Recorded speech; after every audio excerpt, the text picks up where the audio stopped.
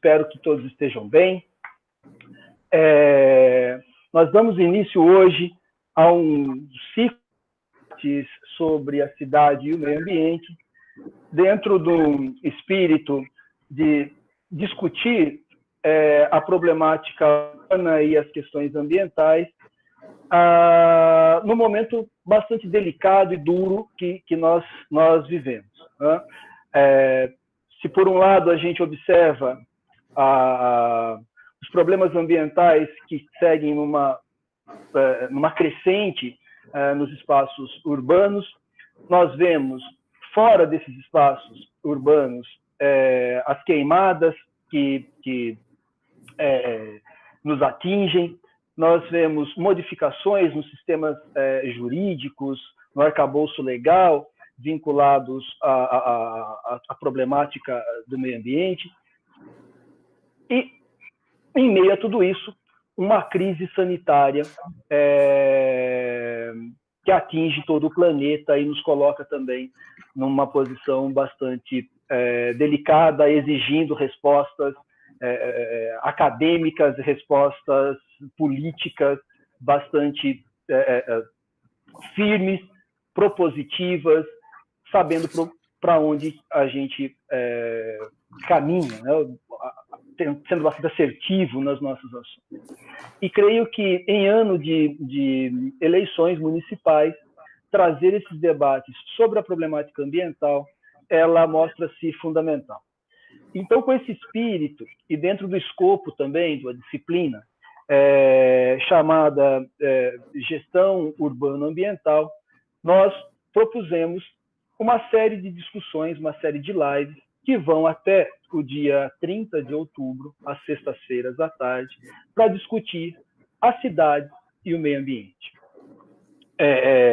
Obviamente que pensando, então, em todo esse arcabouço que a gente acaba de discutir, e também, de alguma maneira, apresentarmos elementos que possam nos ser importantes na tomada de decisão, inclusive do nosso voto, para as eleições municipais que acontecem em novembro.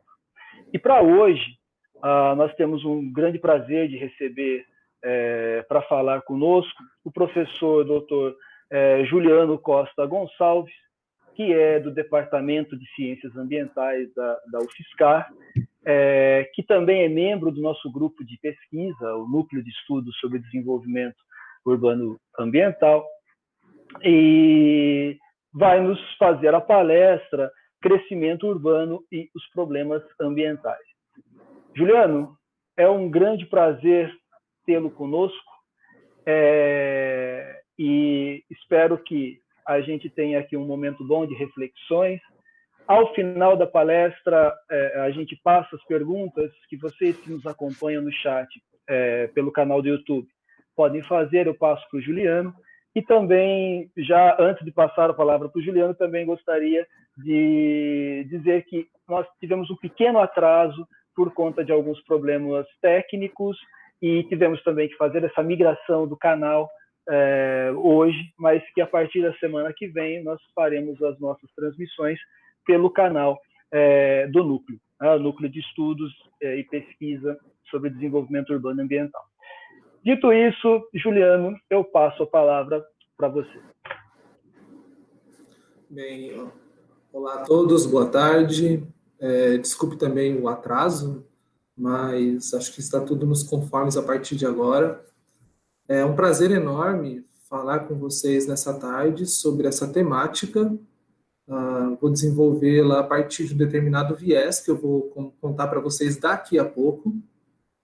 Então, queria agradecer ao Rafael pelo convite, né? Nós temos várias parcerias, essa é mais uma delas.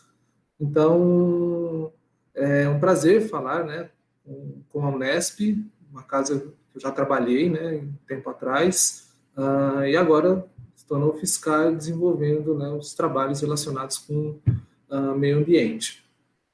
Então, preparei uma apresentação aqui para organizar algumas ideias, sem tentar necessariamente esgotá-las, né? Mas muito mais para a gente começar um pensamento iniciarmos um debate a respeito dessa temática.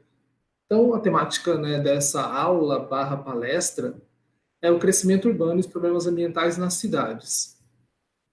Para isso, o objetivo dessa aula é justamente nós conversarmos sobre os aspectos relacionados com o crescimento urbano e sua vinculação, sua relação com os problemas ambientais. Eu vou adotar um determinado viés, que eu vou mostrar para vocês daqui a pouco, para conversarmos sobre a forma como se produz o urbano e suas dinâmicas de crescimento dentro, né, do nosso país, focando exclusivamente, né, no Brasil. Bom, então o Rafael já me apresentou, não preciso me apresentar. Nós vamos conversar sobre um conjunto de processos sociais que estão fortemente conectados. Esses processos sociais relacionados com o crescimento urbano, nós vamos discutir alguns aspectos relacionados com a industrialização, mas não só. Vamos começar focando na industrialização e depois nós vamos focar na especulação imobiliária.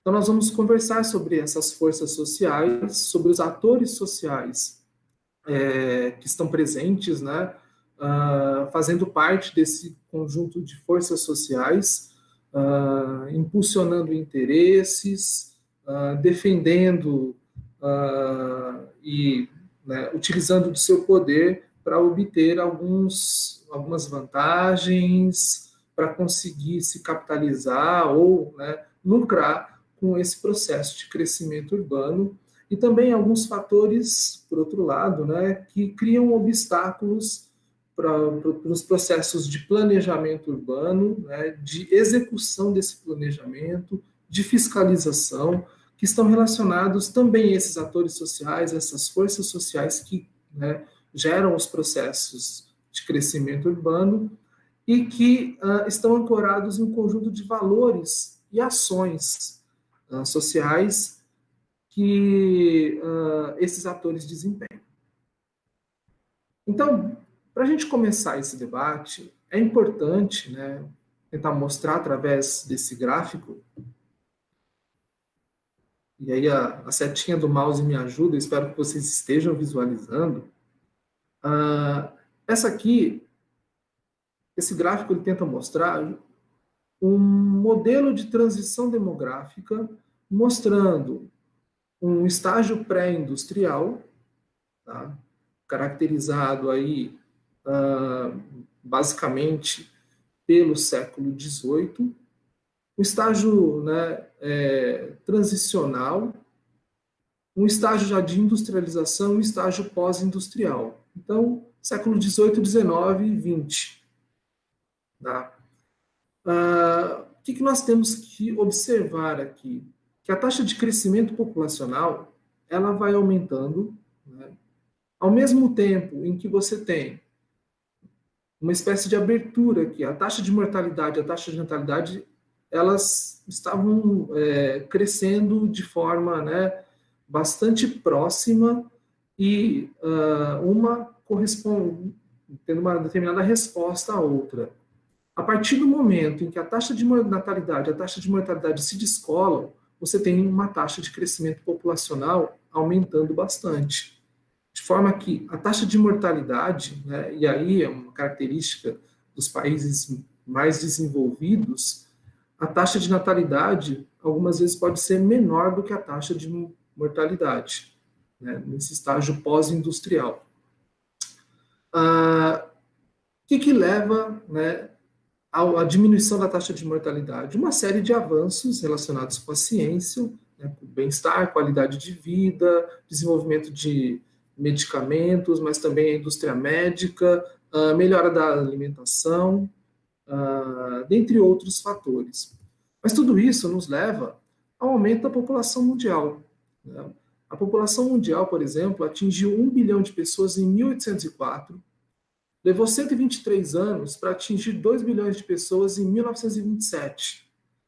E a partir daí, em 1959, 3 bilhões, 1974, 4 bilhões. Então, de 27 para 59 são só 32 anos, depois 15 anos, de 74, quando atingiu 4 bilhões, para 1987, quando atingiu 5 bilhões, foram 13 anos, 6 bilhões, foram só 12 anos em 1999, e 7 bilhões agora, em 2011, 31/10/2011, né, estima-se que atingiram 7 bilhões de pessoas, e só levou 12 anos.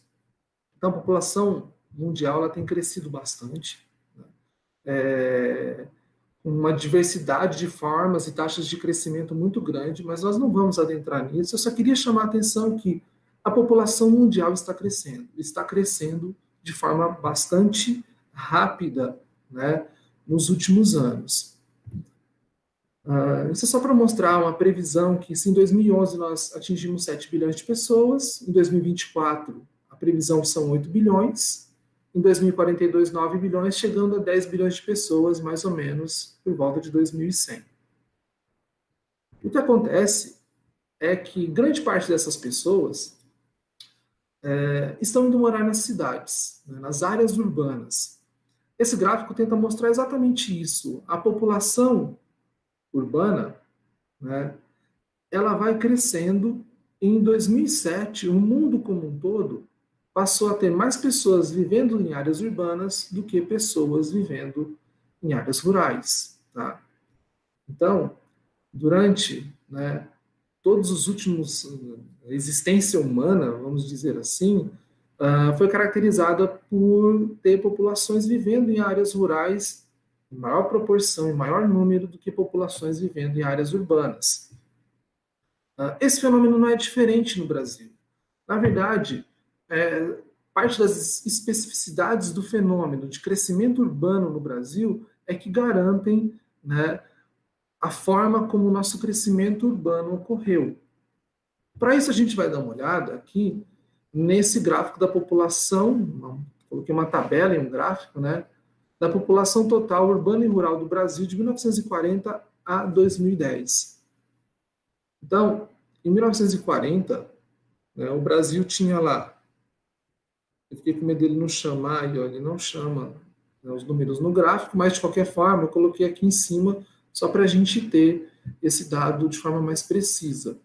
São 41 milhões de pessoas vivendo no Brasil em 1940, com uma população urbana de 10 milhões, e uma população rural de 30 milhões de pessoas. Isso em 1940. Entre 1960 e 1970, essa situação já mudou. Você tem 93 milhões de pessoas vivendo no Brasil, né? Como diria a canção, o fanista do 90 milhões em ação, para frente Brasil salve a seleção, mas já são 52 milhões de pessoas em áreas urbanas e 41 milhões de pessoas em áreas rurais. Então, de 1940 a 1970, o Brasil experimentou esse processo de urbanização, que não parou por aí, né? Pela primeira vez, então, no país, você tinha um número maior de pessoas vivendo em regiões urbanas, em zona urbana, em detrimento de pessoas vivendo em áreas rurais. Então, o país, que era um país agrário, rural, estava num forte processo de industrialização.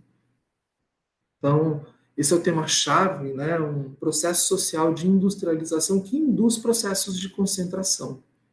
De fato, alguns autores lembram que, como a divisão social anterior, né, praticada no Brasil escravista, rural, ela era muito precária, né, no sentido de você ter uma divisão social muito dura, muito drástica.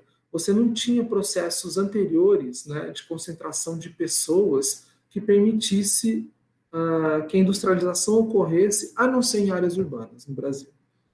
Então, a industrialização no Brasil, ela incitou processos de concentração de mão de obra e de mercado consumidor que levaram, né, induziram que o Brasil de 1940 a 1970 se transformasse, né, num país urbano e esse processo continuasse, né?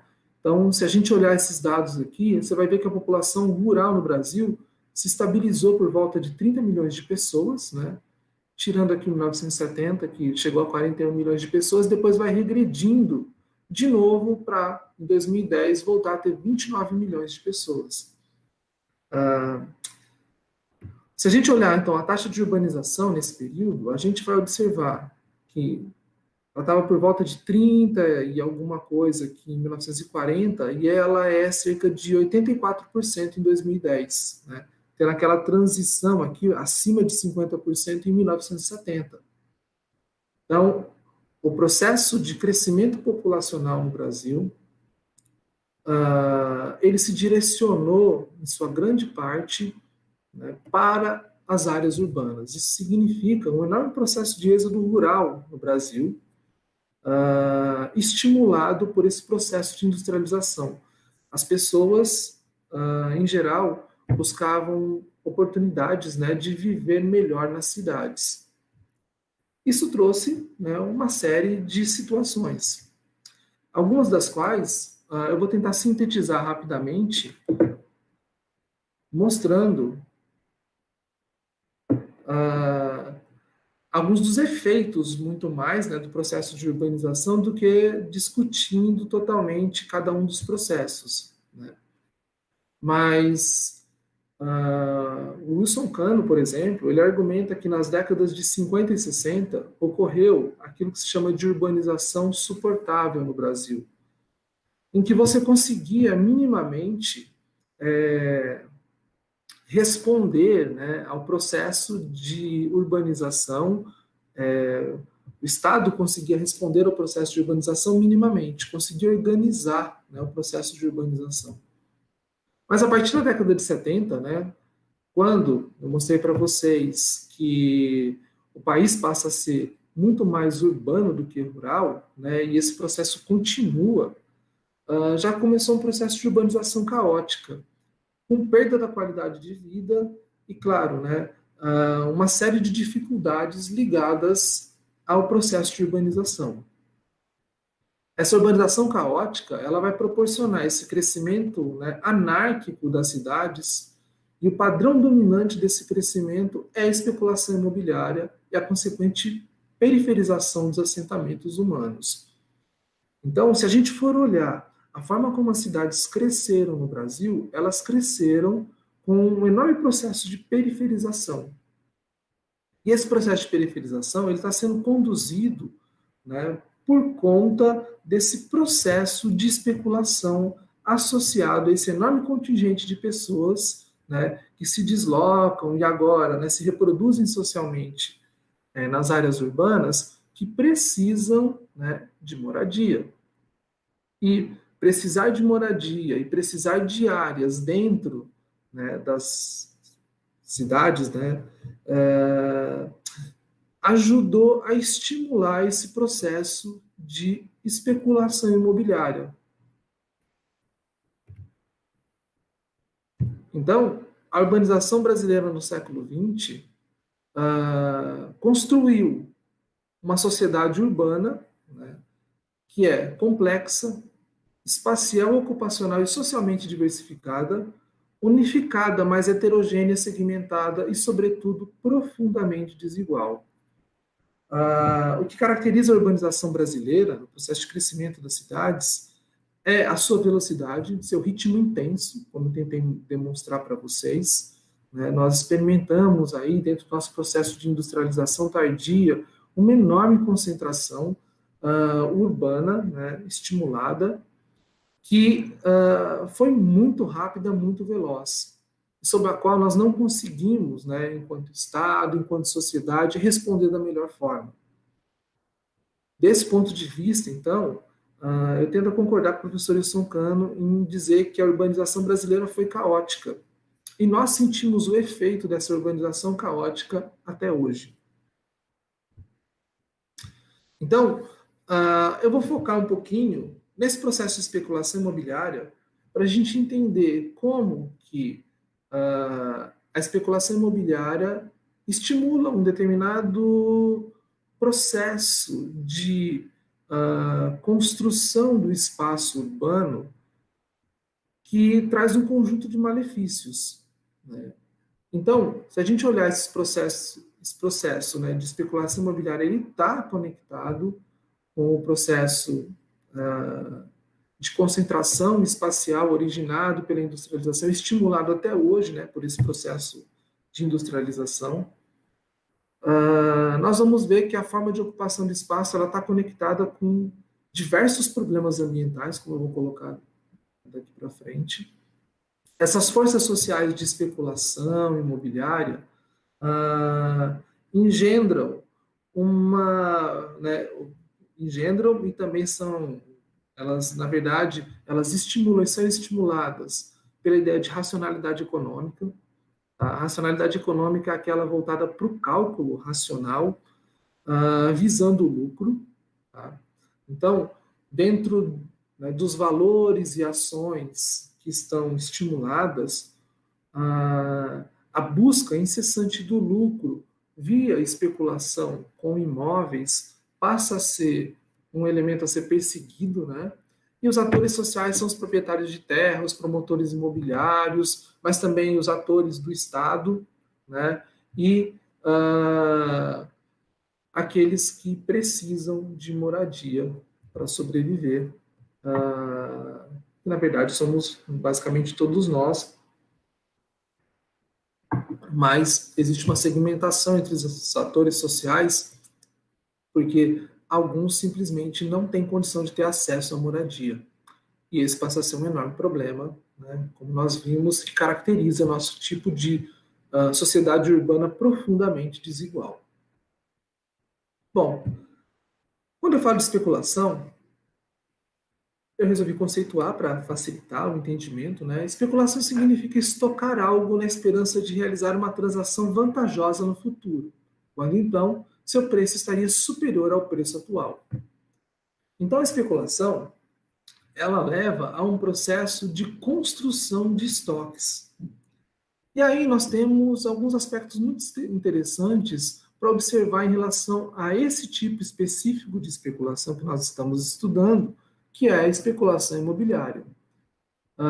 A terra, né, que dá origem à especulação imobiliária, a terra ela não é reprodutível, né, no sentido de você não cria terra para vender no mercado. Então você tem um recurso ambiental que está colocado e esse recurso já está dado.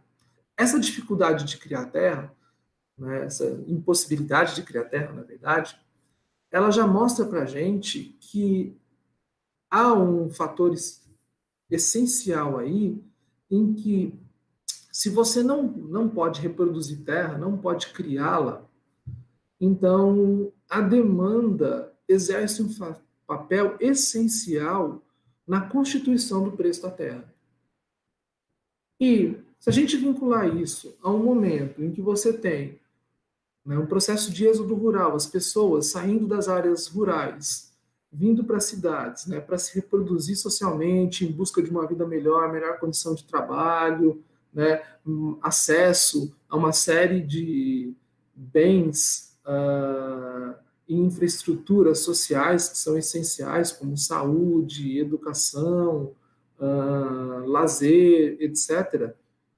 Então, nós temos um momento em que você tem uma elevada demanda por terra urbana, e essa demanda, né, pela impossibilidade de criar terra, né, ela leva a uma elevação do preço da terra. Somado a isso, né, o Brasil experimentou um outro processo que é vinculado à especulação, que nós somos durante, né, algumas décadas aí um país com elevada inflação. Então a gente tem elevada inflação desde os anos 60 até basicamente o Plano Real. Não que a inflação tenha acabado, né, mas é que ela não é mais tão alta como era. E nesse processo de elevada inflação, se utilizava a terra como um momento de reserva de valor, ou seja, você comprava terra, terrenos, imóveis, né? E por imóveis eu chamo de o terreno quando você constrói ele, seja com uma casa, com um imóvel comercial, etc., né? Ou industrial, tanto faz. as pessoas compravam, né, imóveis, sejam eles lotes, né, casas ou imóveis comerciais, para se proteger dos malefícios da inflação. Então, tem uma das comédias da vida moderna, né, do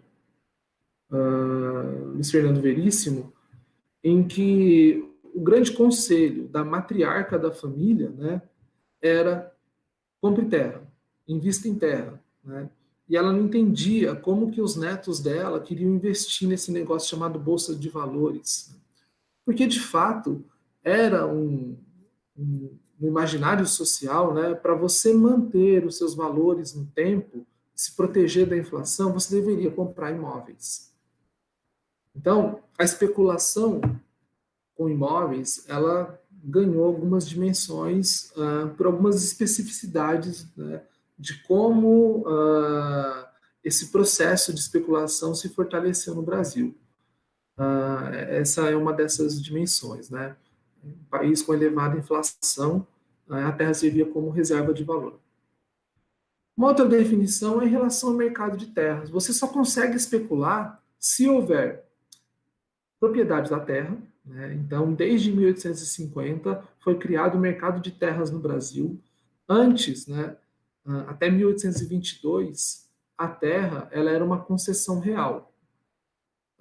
Então, o rei de Portugal, né, na época em que o Brasil era colônia, o rei de Portugal concedia terras no Brasil.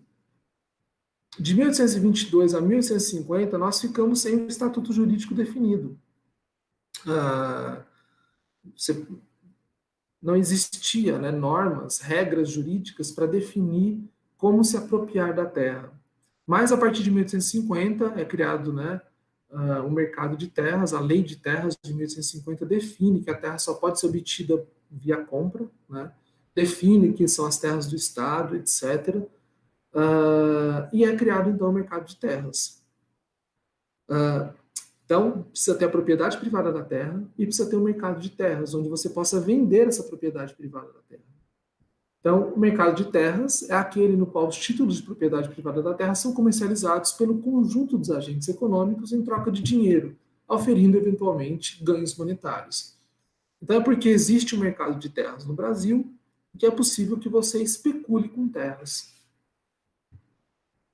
Dito isso, né, cumpre a gente analisar um pouco como que ocorre esse processo, né, de crescimento das cidades. Ele pode ocorrer via adensamento urbano, que você tem, né, uma área urbana e tem alguns vazios dentro dessa área urbana, e esses vazios, eles podem ser ocupados.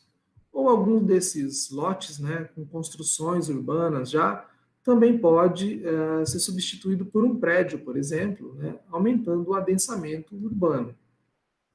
Esse é um dos processos, né? Esses lotes aqui, eles podem estar em momento de especulação, aguardando o melhor momento para serem vendidos, e simplesmente você vai realizar construções ali, né, adensando essas áreas. Esse é um dos processos de possibilidade, né, de crescimento, né, urbano, ou seja, as pessoas construírem ali pela necessidade de você ter um lugar para morar. Mas há outro processo também, né, que é bastante utilizado no Brasil. Você tem essa área urbana, uma área urbana adensada, e a cidade precisa continuar a crescer, né? Por que as cidades precisam continuar a crescer? Simplesmente, né, porque existe a necessidade de você não desvalorizar, né, as áreas de terras, né, os imóveis desse município, porque uma queda no crescimento urbano significa muitas vezes uma diminuição da demanda por imóveis. Uma diminuição da demanda leva a uma diminuição do preço desses imóveis.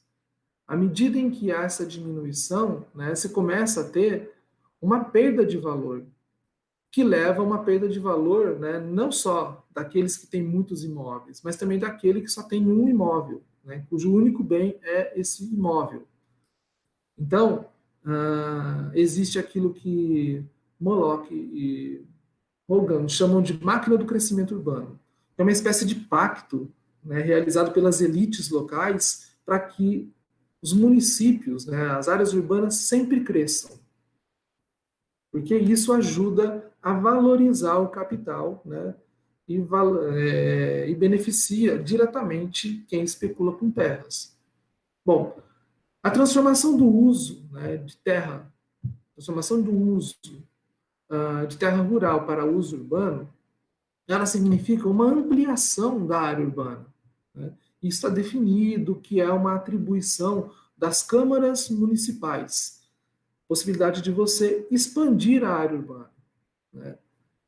Nesse processo de expansão da área urbana, você cria a possibilidade de urbanizar lotes aqui. Só que quando, né, há essa transformação de uso com a urbanização dos lotes, você tem a construção, né, de áreas aqui. E aqui vem um dos grandes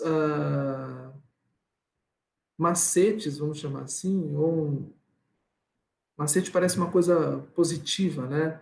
Mas vamos dizer assim, um dos estratagemas utilizados pelos especuladores.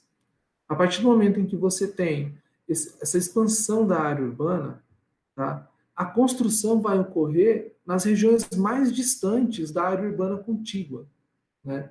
Gerando um espaço aqui que vai favorecer processos de especulação. Esse é um modelo de crescimento muito visto, né, crescimento urbano, muito visto em vários municípios do país. Porque agora você tem um espaço aqui no meio que passa a ser, né, extremamente favorecido para processos de especulação imobiliária. Né? Então, sobram outras áreas para especulação, essas áreas internas são mais valorizadas e as áreas externas menos. Mais ou menos aqui como eu estou tentando mostrar nessa ideia de reserva de valor. Né? Eu especulo com terras esperando que no momento subsequente, que pode ser daqui 3, 4 anos, eu consiga vender essas áreas por um valor maior. Né? Então, há áreas onde o metro quadrado ele é mais valorizado e áreas onde o metro quadrado é menos valorizado. Mas o que é interessante aqui é que o metro quadrado da área rural ele é muito inferior ao metro quadrado da área urbana, né, em termos de preço, de valor de mercado. Isso significa dizer que há um estímulo muito grande para esse processo de transformação de área rural em área urbana. Você tem ganhos de 200%, né, sobre o valor do metro quadrado, fácil. Tá? Tem estudos que falam que se a área for ilegal, né, e que você não precisa prestar atenção nos preceitos, né, que a legislação estabelece, falando a respeito de lote urbanizável, que tem que ter rua asfaltada, guia de sarjeta, poste, né, água encanada, etc. E tudo isso, né, é um custo para um incorporador imobiliário, né, para o loteador.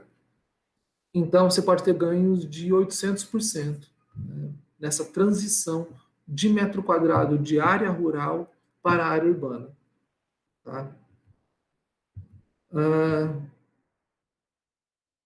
Então, em geral, né, o processo de especulação ele leva à construção nessas áreas, né, menos valorizadas, mais distantes, deixando vazios urbanos esperando o melhor momento para serem loteados. Então, vocês podem conferir esse processo, né, no município de vocês. Vários deles vão ter esses vazios urbanos esperando o melhor momento, né, o momento que o especulador julga oportuno para serem loteados. Isso significa que essa forma de crescimento traz um conjunto de problemas, né? E esses problemas são: você tem uma maior distância para levar toda a infraestrutura, tá?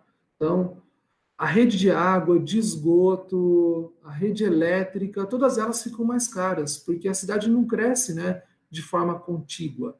Ela apresenta um conjunto de vazios urbanos que encarecem toda a infraestrutura. E, né, você tem mais gastos de transporte dos trabalhadores que moram aqui, muitas vezes têm que se deslocar para as regiões centrais. Você tem uma dificuldade, né, de levar a infraestrutura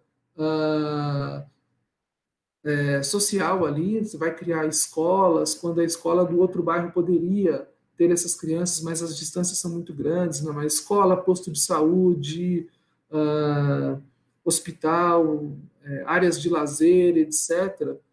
Você tem uma dificuldade grande de conectar essas pessoas à cidade por conta, né, desse processo especulativo.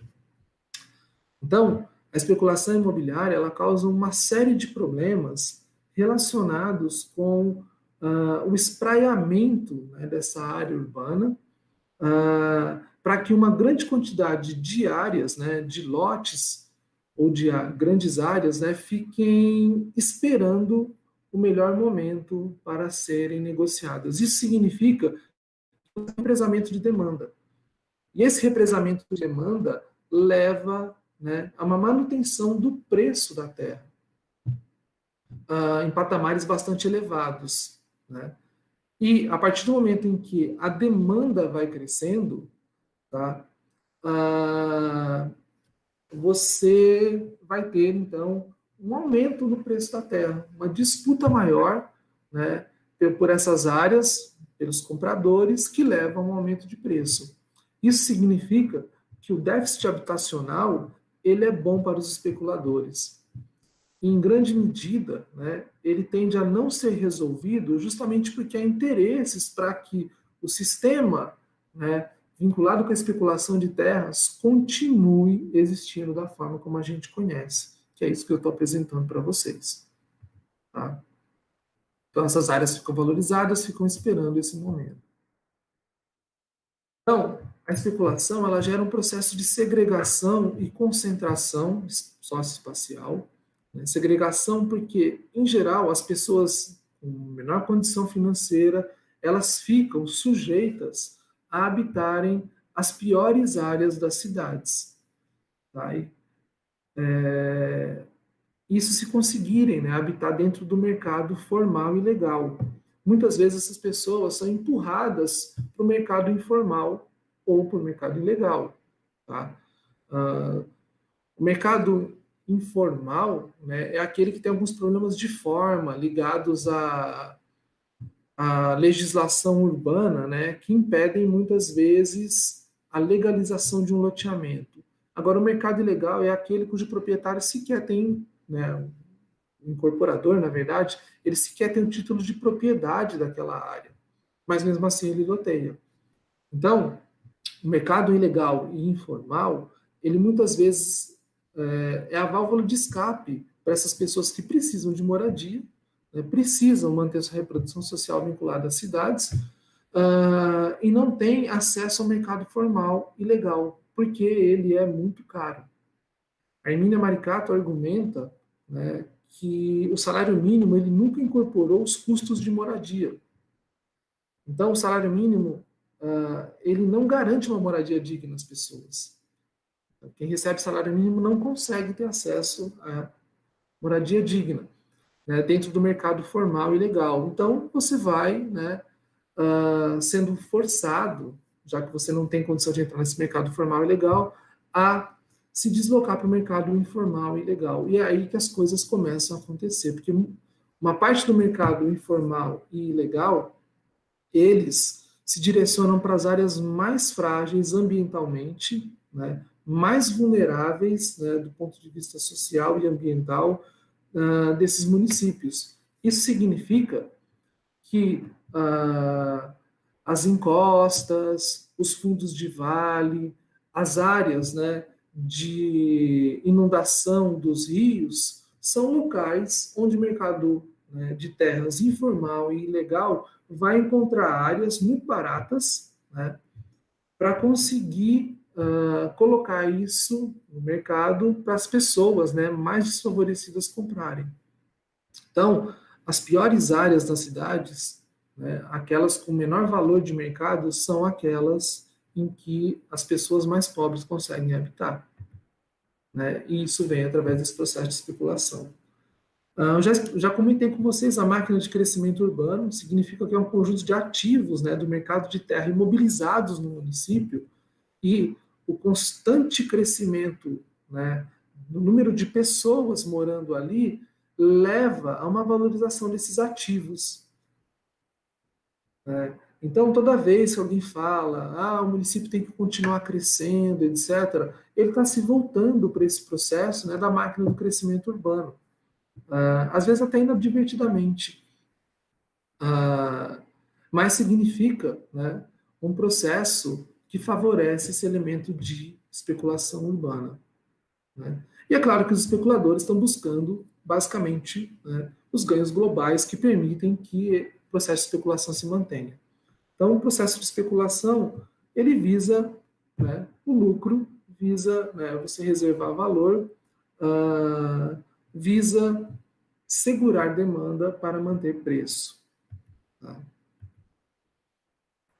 Então, a ocupação indiscriminada de várzeas, encostas, de morros, áreas de proteção de mananciais, beira de córregos, enfim, áreas ambientalmente frágeis e protegidas por lei, são as mais agredidas pela falta de alternativas de moradia no mercado legal, para a maior parte da população das metrópoles e cidades grandes. A questão fundiária e imobiliária está na base do travamento desse mercado.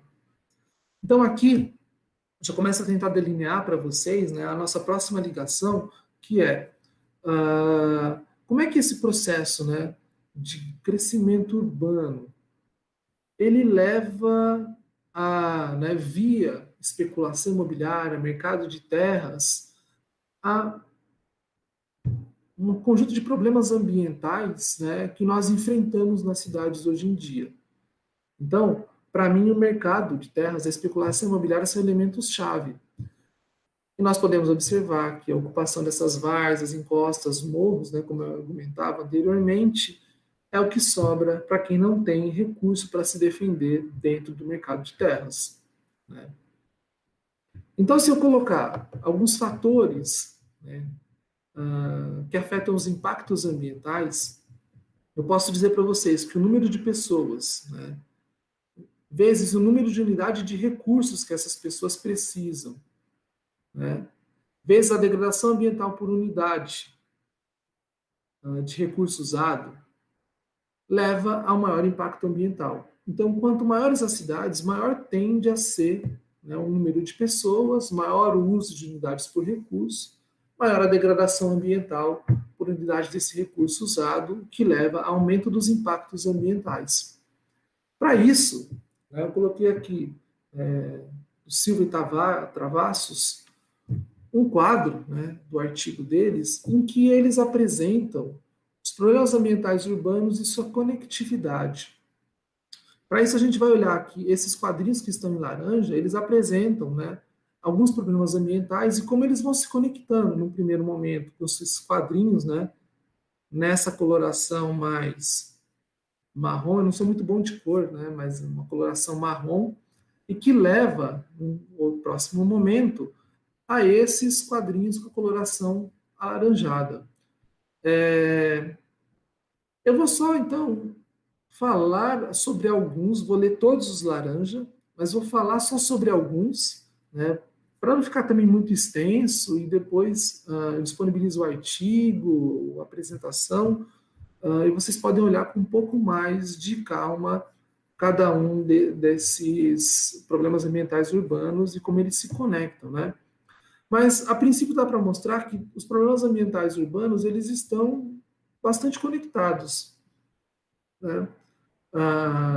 De fato, boa parte deles estão conectadas, né? Ou seja, o problema ambiental urbano ele não ocorre, né, isoladamente, há um conjunto de problemas ambientais urbanos. Então, por exemplo, a ocupação inadequada de várzeas de rio, né? Então, você ocupa uma área onde ocorre a inundação num processo natural, né? Todo momento de chuvas, né? O rio tende a abandonar a sua calha, aumentando por uma área de inundação. Esse é um processo natural, conhecido. Mas essas áreas, né, justamente porque elas são suscetíveis de inundação, são mais baratas, né, do ponto de vista do mercado de terras, ou são as áreas que sobram para você fazer as avenidas por conta de falta de planejamento urbano, mas são as áreas que sempre vão inundar. Né? O caso clássico, né, de inundação dessas grandes vias é a Marginal Tietê, em São Paulo. Então, vocês podem acompanhar, né, toda vez que chove, né, uma quantidade boa aí de milímetros, há uma inundação. Então, a ocupação inadequada de várzeas leva a uma contaminação de rios e represas, né, por conta de resíduos e outros processos químicos, né, esgoto, etc., que acabam sendo lançados ali. Mas também há uma ocupação, né, do leito maior do rio, há processos de assoreamento, né, que levam ao agravamento das inundações em outras áreas. Tá? Essa conectividade mostra que não há só uma relação causal, uma única relação causal entre um problema ambiental. Né? Então, você tem que pensar do ponto de vista de complexidade, como diria o Edgar Morin, né, quando se tratam de questões ambientais, porque um desses elementos afeta várias coisas. Né? Então, disposição de resíduos em locais inadequados leva à produção de gases e substâncias tóxicas, né, que leva à contaminação do solo, mas também à contaminação de rios e represas. Ausência de coleta de lixo, também contaminação do solo, contaminação de rios e represas, indisposição ao abastecimento público, né? Então, por aí vai. A ausência de infraestrutura de esgoto, a mesma coisa, contaminação de rios e represas. Ocupação inadequada de encostas, leva à exposição superficial do solo, à erosão, e alguns sorocas, né? A produção de sedimentos, assoreamento dos rios, desabamento de deslizes de encostas, né? E isso leva ao agravamento das inundações, né? Via assoreamento dos rios. Então, só para mostrar, né, também vou parar por aqui também para não se estender muito mais do que isso, mas para mostrar que os problemas ambientais urbanos eles estão ligados agora à dimensão que as áreas urbanas ganharam, né, no país, e quanto maior a área urbana, maior tende a ser esses problemas ambientais urbanos, mais difícil de resolvê-los, né, pela concentração e pelos impactos ambientais que eles causam. Associado a isso, nós também temos, né, uma questão energética relacionada com como as cidades hoje, as áreas urbanas, elas consomem grande quantidade de energia. Tá?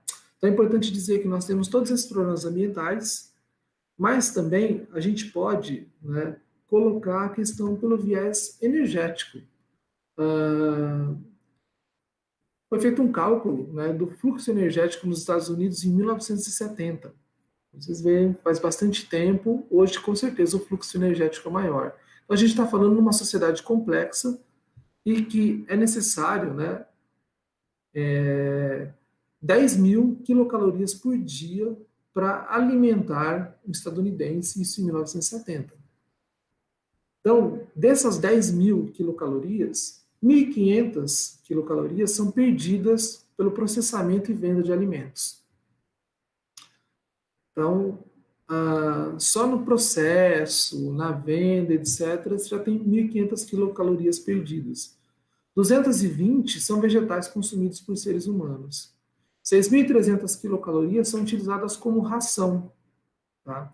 Dos quais 900 retornam na forma de carne. Né? Então, você usa 6.300 quilocalorias para alimentar os animais e há uma perda, né, no processo por conta de níveis tróficos. Né?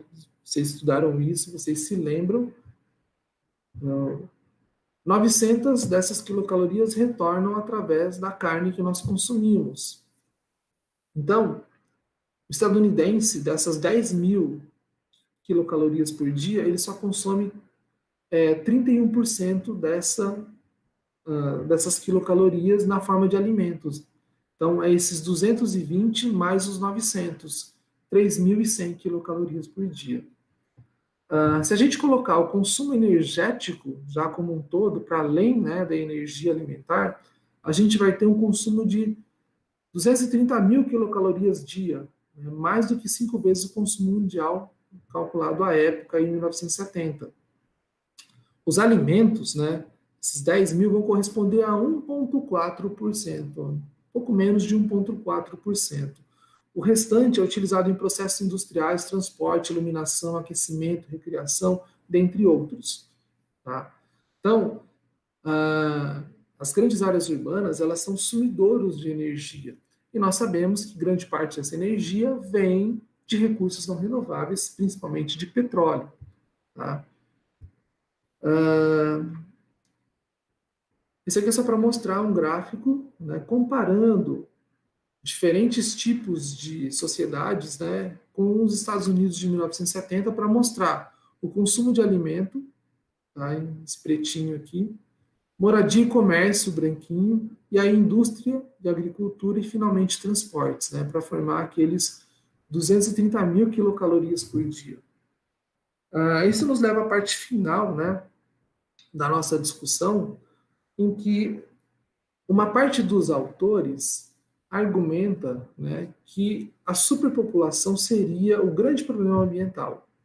O número de população, né, versus o número de unidades de recursos usadas por essa população, né, versus aqui, vezes, né, o impacto ambiental por unidade de recurso usado leva a um grande impacto ambiental. Mas nós temos também, né, uma questão relacionada com uma espécie de superconsumo.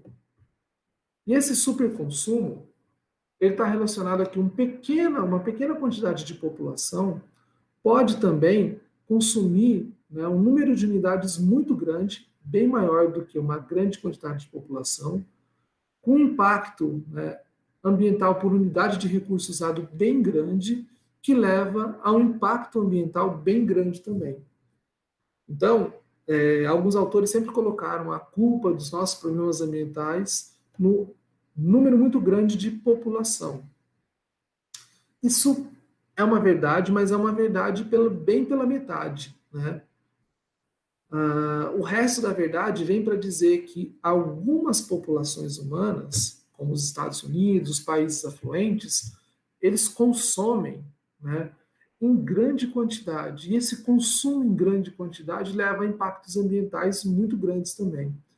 Então, reduzir a população pode não ser exatamente, né, a medida mais adequada. Você também tem que reduzir o consumo. Tá? Isso nos leva à necessidade de discussão sobre a ideia de capacidade de suporte. Né? Eu não sei o quanto vocês conhecem sobre isso, mas a capacidade de suporte, eu posso exemplificá-la, né, de uma forma bem simples, argumentando sobre a possibilidade de você entrar num barco. Vamos supor que seja um barco desses de alumínio, né, que cabem 9 pessoas, e você continua colocando pessoas. Tá? Chega uma hora que o barco, né, necessariamente vai afundar, porque você ultrapassou a capacidade de suporte desse barco. Então, os navios de carga da Inglaterra, por exemplo, né, comerciavam nos portos ingleses, eles começaram a ter, por lei, uma obrigação de pintar, né, no seu casco a capacidade de suporte. Né? Ou seja, você tem que pintar ali até quando que esse navio poderia estar carregado com segurança. Essa legislação foi uma imposição, etc., né, das leis britânicas, muito mais por conta da pressão das companhias de seguro, elas seguravam a carga, o navio saía, né, supercarregado, acima da sua capacidade de suporte e afundava, né? Então, as companhias de seguro estavam assumindo um risco muito grande com isso. Daí, as autoridades começaram a observar essa ideia da capacidade de suporte, né? Uma pintura que mostrava o calado do navio, até onde, né, o navio poderia estar afundado na água para que o transporte fosse seguro. Do ponto de vista ambiental, então, nós temos que observar a capacidade de suporte dos ecossistemas para saber o quanto eles suportam de impacto ambiental. E essa, né, é a mensagem fundamental para lidar com os problemas ambientais, né? Para além disso, nós temos um conjunto de situações, né, que a gente tem que pensar. Então, o crescimento urbano traz esses diversos problemas ambientais que eu apresentei para vocês. Mostrei também que o mercado de terras ele é concentrado, segregador, mal regulado, né, e ele acaba sendo premiado por diversos interesses poderosos. Boa parte dos grandes especuladores de terra está nas câmaras municipais, né? Se eu fosse falar aqui do caso de São Carlos, por exemplo, o nosso prefeito é um loteador e o vice-prefeito é um incorporador imobiliário. Então, os interesses, né, vinculados à especulação, eles prevalecem, né, dentro das elites municipais.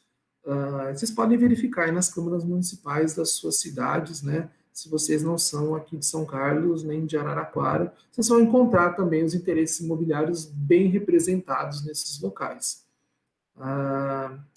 Isso leva a um conjunto de fragilidades, né? Em que muitas vezes o Estado ele atua permitindo e favorecendo os interesses dos especuladores em detrimento dos interesses, né, de um coletivo maior. Infelizmente, isso acontece também em relação às questões ambientais. Então, nós precisamos fortalecer nossas instâncias reguladoras, né, investindo na possibilidade de uma governança maior, né, sobre a terra, e sendo a terra um recurso ambiental, significa, né, que a gente vai regular o ambiente de forma mais geral, né, sobre as questões ambientais. Isso significa que nós precisamos, sim, de mais fiscalização e de uma melhor aplicação da legislação, porque, em geral, nossa legislação existe, mas ela não é aplicada, né, por ausência de fiscalização e pela dificuldade, né, de você manter o sistema com os olhos voltados para as coisas que são importantes, né? E, finalmente, a gente está atento à capacidade de suporte, né, dos ecossistemas para permitirem esse tipo de exploração que as grandes áreas urbanas formam ou exigem, né, desses ecossistemas. Então, há de se pensar, né, na qualidade ambiental do ar, na qualidade ambiental da água, nas áreas urbanas, para favorecer a qualidade de vida nesses locais. Então, quando a gente fala, né, de problemas ambientais, a gente está falando de problemas que influenciam a qualidade de vida. E se você define desenvolvimento como uma melhoria da qualidade de vida, então a gente está dizendo que melhorar as áreas ambientais, melhorar a qualidade ambiental é melhorar a qualidade de vida, é promover desenvolvimento. Então, eu fico por aqui, finalizo essa apresentação, agradeço a todos e espero não ter passado muito tempo.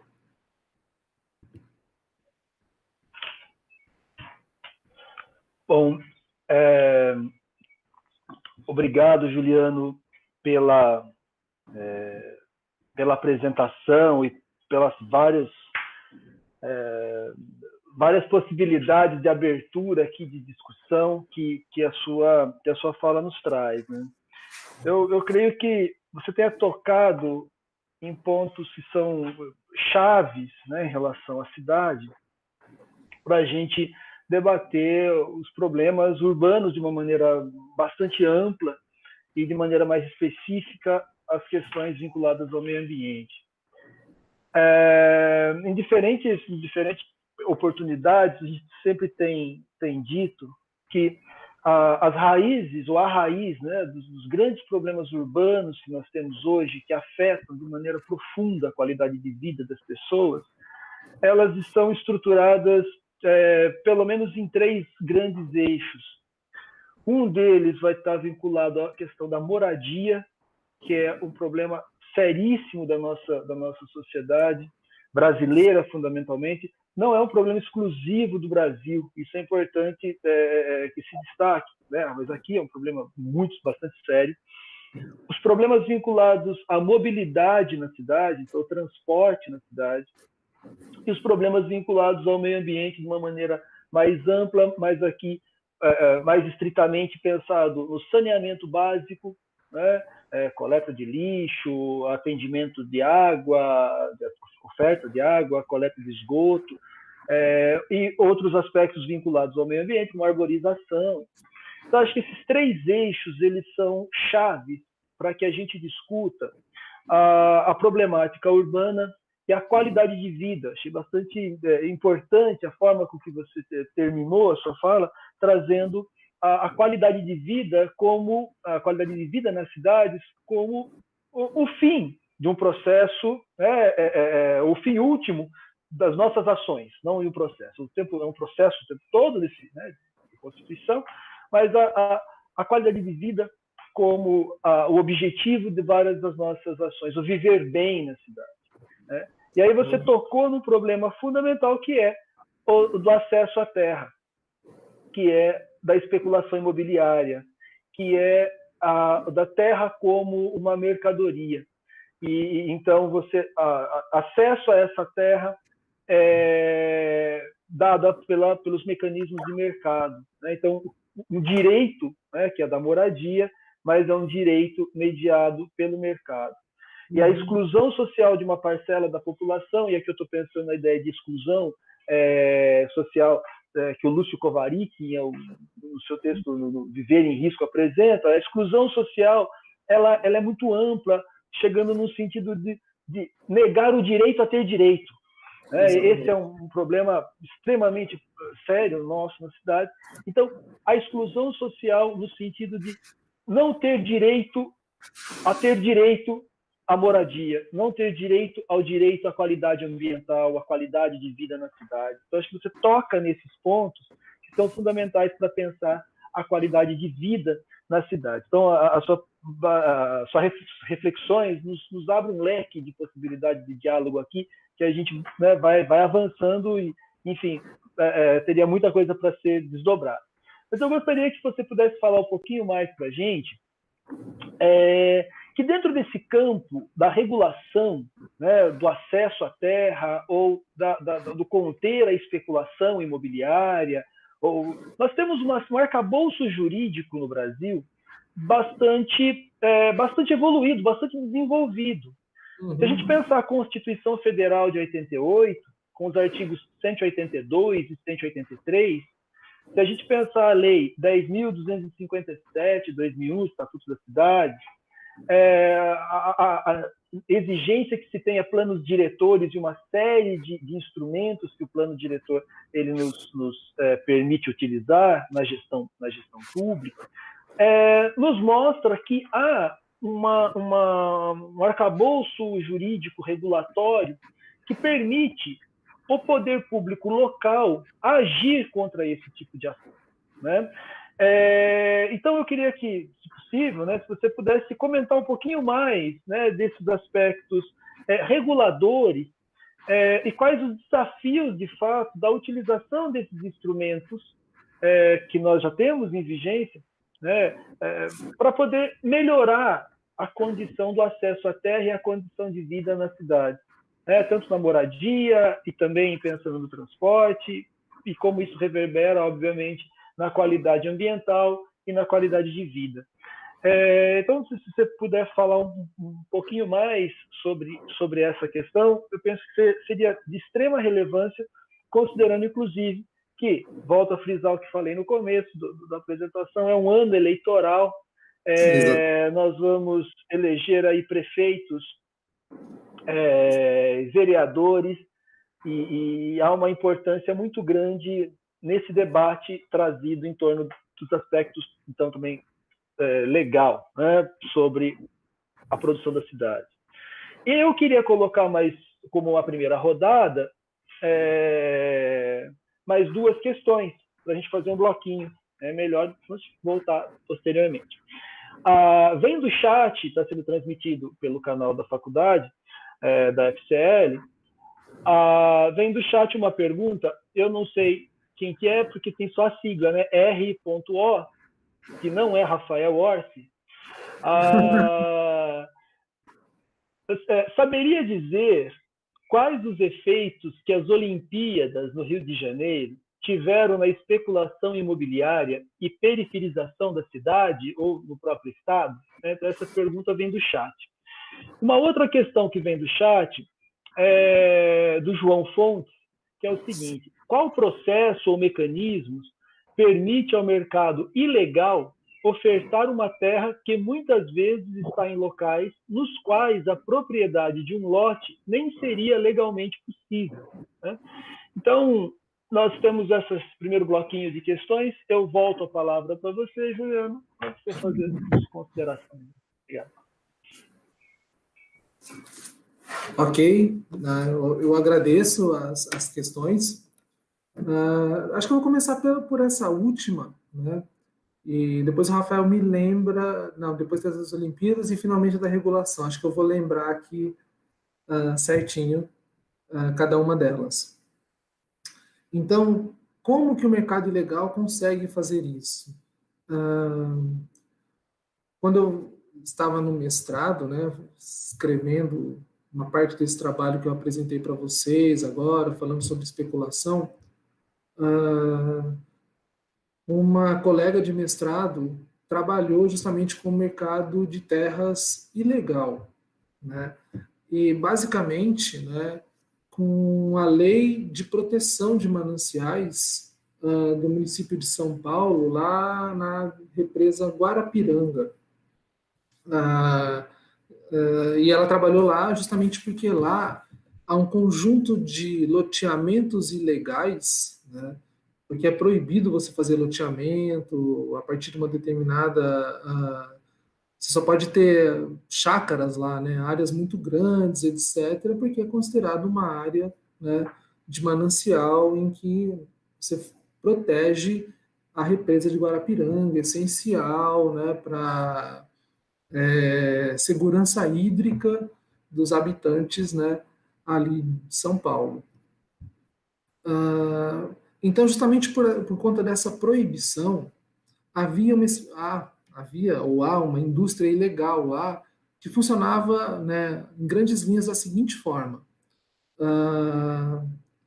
um conjunto, né, de incorporadores imobiliários ilegais com vinculações políticas, né, eles simplesmente começavam a divulgar, né, que ia sair um loteamento e as pessoas, né, mais pobres, etc., na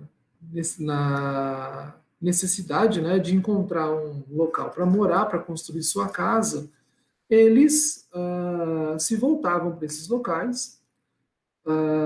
Esses incorporadores, eles ajudavam as pessoas a organizarem os mutirões para a construção das casas, né? Muitas vezes ajudando no processo de compra de material, ajudando assim, né? Gerando algum crédito para a compra de material em algumas lojas específicas e organizando essas pessoas nos mutirões, etc., para autoconstrução, para finalmente quando você tem um conjunto de pessoas morando ali, eles ajudam essas pessoas a se organizarem para exigir da prefeitura a regularização do loteamento. Tá? Então, é uma indústria sofisticada que existe justamente para tentar burlar, porque a partir do momento em que a prefeitura, o Estado, né, na sua versão municipal, ele meio que fecha os olhos e deixa a área ser urbanizada, depois para retirar as pessoas é muito difícil. Você tem que pegar no início, impedir no início, depois retirar as pessoas é muito complicado, né? Então, eles sabiam como fazer o Estado dar uma resposta, né? E essa resposta era tentar conseguir a legalização do loteamento. Porque aí o processo de legalização, processo judicial, etc., que leva bastante tempo, mas as pessoas que compravam ali, elas sabiam dessa condição, né? E elas eram informadas que isso seria resolvido, né? Então, essa colega tem entrevistas, né? As pessoas diziam, não, eles falaram que iam resolver tal. E mais do que isso, as pessoas conseguiam vender essas áreas, né? Assim como você consegue vender uma área, por exemplo, numa favela, tá? Aceitam a propriedade em si, mesmo que ela não esteja respaldada pelo Estado, né?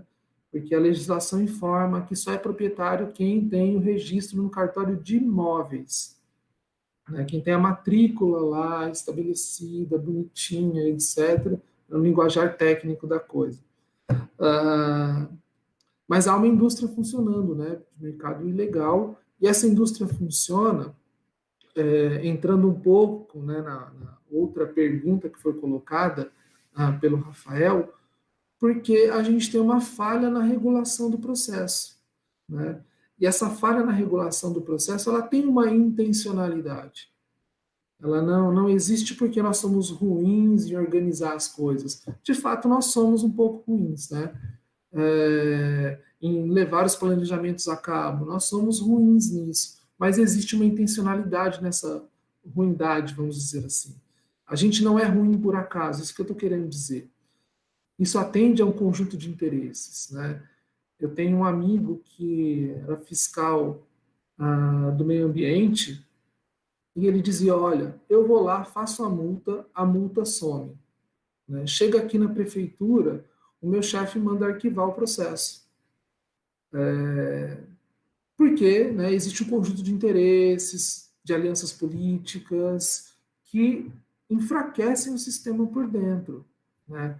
E o sistema municipal, né, ele pode ser muito permeável a esses interesses. Essa é uma enorme dificuldade que nós temos. Depois outros colegas, né, podem falar e vocês vão ter vários exemplos sobre como o nosso processo de regulação, nossa governança, né, sobre o meio ambiente, sobre a terra, ela é muito ruim. Nesse processo de transparência, no processo de regulação. Nós temos legislação que nos apoia. O Estatuto da Cidade, ele permite alguma taxação progressiva, né, de lotes urbanos, né, ou seja, locais onde não há construção, mas isso é pouquíssimo implementado. Tá? Nós precisaríamos ter, né, talvez uma tributação mais agressiva e, né, um sistema de regulação mais transparente e menos permeável a alguns interesses muito poderosos. Eu acredito que essa seja a nossa grande dificuldade. E por último, né, eu não tenho dados específicos sobre as Olimpíadas no Rio de Janeiro, mas eu posso te dizer que toda vez que você constrói infraestrutura que melhora, né, algum bairro, você vai ter um processo de especulação associado, você vai ter um processo de gentrificação associado. E no Rio de Janeiro isso foi noticiado, né, que algumas áreas sofriam esse processo, né, você estava desmontando regiões consideradas, né, de aglomerado subnormal, né, ou seja, tinha alguns...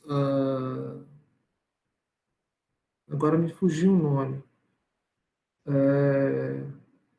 Mas, enfim, né, essas regiões com uma habitação muito pobre, de baixíssima renda, etc. Se a região recebe investimentos, quem tem recurso vai fatalmente poder pagar para viver ali. Então, a verdade é que, né, nas cidades, da forma como a gente construiu elas, né, com acesso à terra balizado pelo mercado, né, o acesso à terra sendo único e exclusivamente pelo mercado, quem tem mais recurso tem a melhor condição de habitar na cidade, tem acesso ao que de melhor a cidade pode oferecer. E quem não tem recurso vai ficar com o seu oposto, com o seu contrário, né? Vai ficar com o que a pior a cidade pode oferecer. Ah, e se a gente for pensar, por exemplo, que você tem uma série de mini mercados dentro das cidades, mini mercados de terras, né? Ou seja, ele pode ser condizente com um bairro, pode até ser menor do que um bairro, né? Ser um pedacinho de um bairro ali, onde critérios como localização, atrativos ambientais, né? Ah, trazem qualidade construtiva das casas, trazem um glamour, trazem, né, um prestígio extra, aquela região vai ser mais valorizada. Se você tiver o oposto, né, a qualidade das construtivas das casas muito ruim, ou, né, totalmente ilegal, uma localização difícil, né, distante dos serviços urbanos, etc., aquele local vai ter uma valorização muito pequena, né, vai ter um preço de mercado pequeno. Mas se uma grande via for construída ali, isso vai favorecer muito mesmo ah, um processo de gentrificação com segregação socioespacial, expulsão, né, das pessoas dali. Então, não sei se eu respondi totalmente, né? Espero ter lançado alguma luz aí a alguns desses processos. Essa última fala sua, Juliano, me fez lembrar de uma discussão que também aparece bastante quando pensamos os processos, né, de produção das cidades, que é do valor de uso e o valor de troca das cidades, né? Como que alguns grupos, a maior parcela da população, para ser mais específico, né, a população que tem na sua casa, única casa, o espaço de moradia,